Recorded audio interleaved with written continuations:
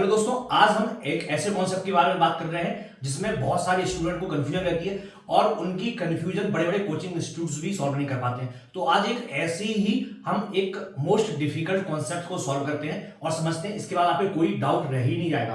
कौन सा कॉन्सेप्ट है? Change of variable and change of order. ठीक है, तो जब भी हम मल्टीपल इंटीग्रेशन की बात करते हैं तब हमारा चेंज ऑफ ऑर्डर आता है या फिर चेंज ऑफ वेरिएबल्स आता है।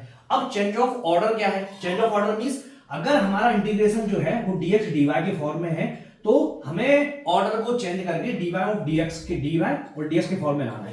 ठीक है, तो जब हमें ऑर्डर चेंज करना है मींस पहले हम x का इंटीग्रेशन करते हैं फिर y का इंटीग्रेशन कर रहे हैं। अगर इस इंटीग्रेशन की बात करें तो उसमें पहले x का इंटीग्रेशन करेंगे देन y का करेंगे। लेकिन इस वाले केस में क्या हो जाएगा?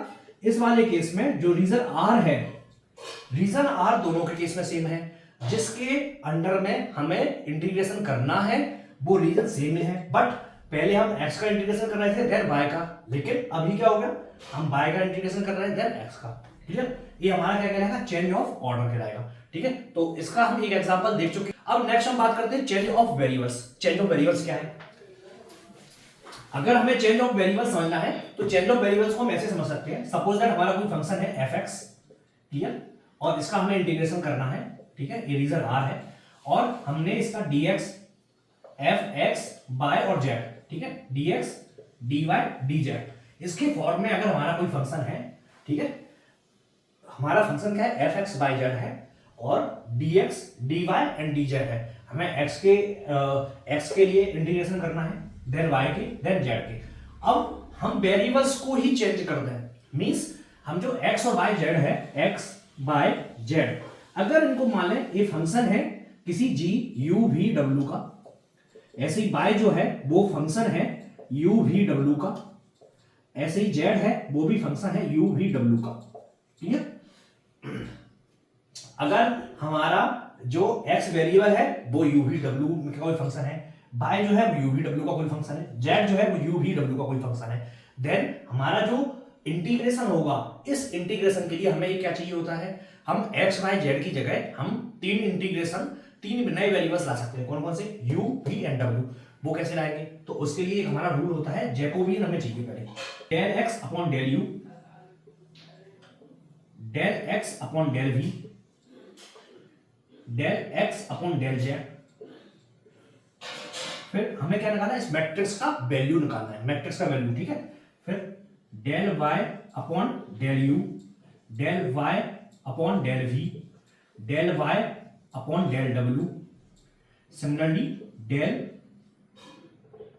z upon del u, del z upon del v, del z upon del w। Clear? तो हमारा ये क्या कहलाएगा? ये हमारा जैकोबियन हो गया।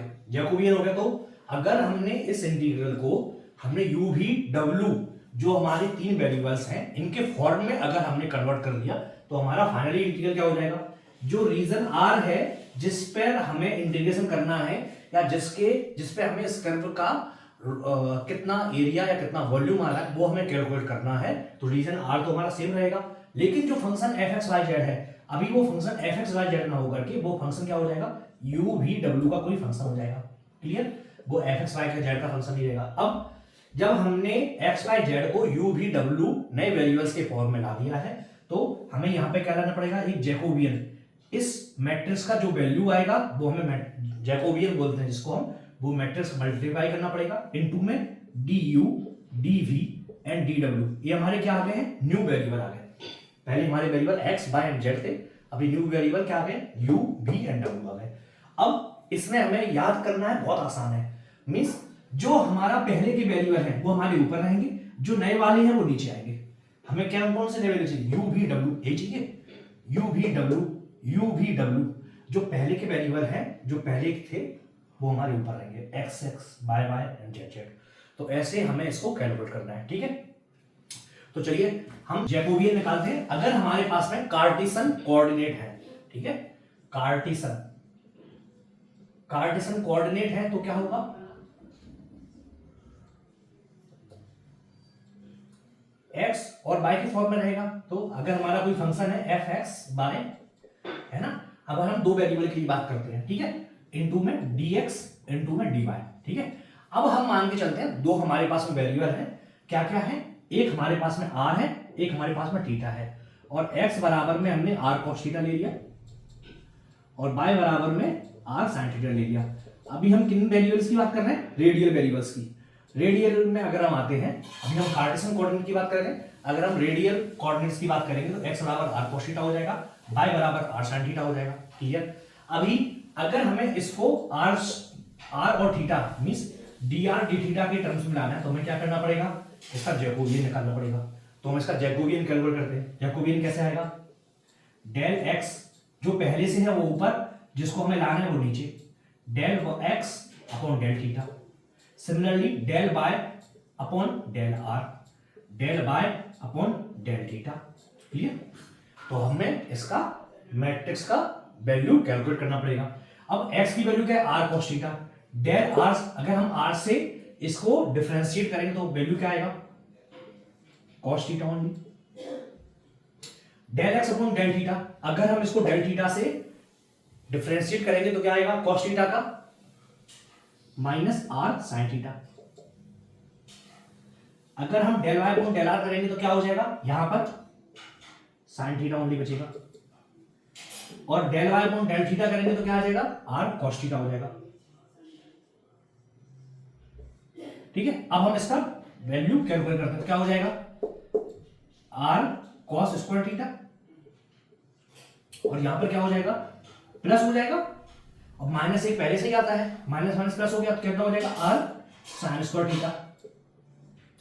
अगर हम इसको कैलकुलेट करेंगे तो क्या आ जाएगा, r cos square theta plus sin square theta, तो क्या आ जाएगा वैल्यू r।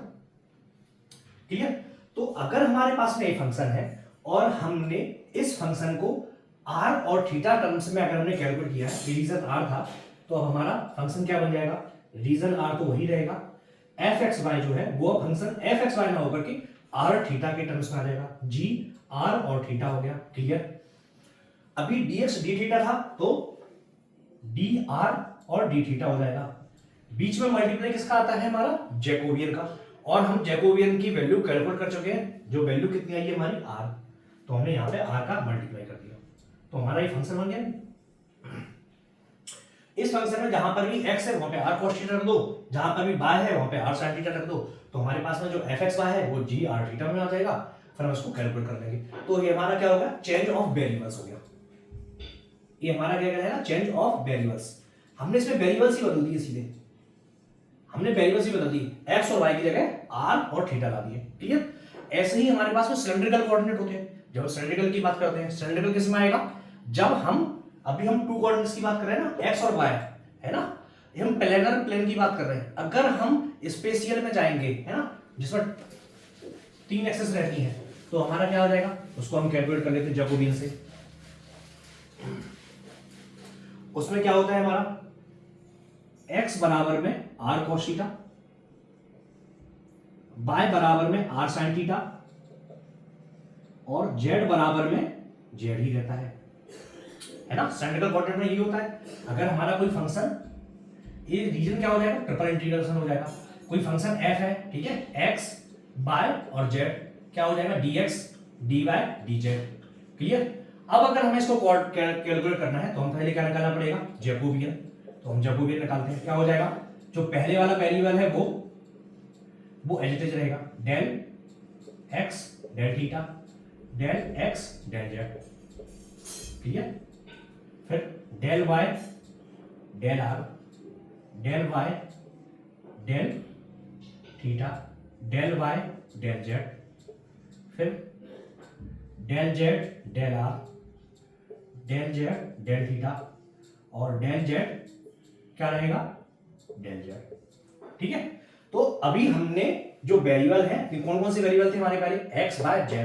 अब x y z के लिए सिलेंड्रिकल कोऑर्डिनेट में x बराबर r cos थीटा हो जाता है, y बराबर r sin थीटा रहता है, और हाइट जो z है वो z ही रहता है। क्लियर।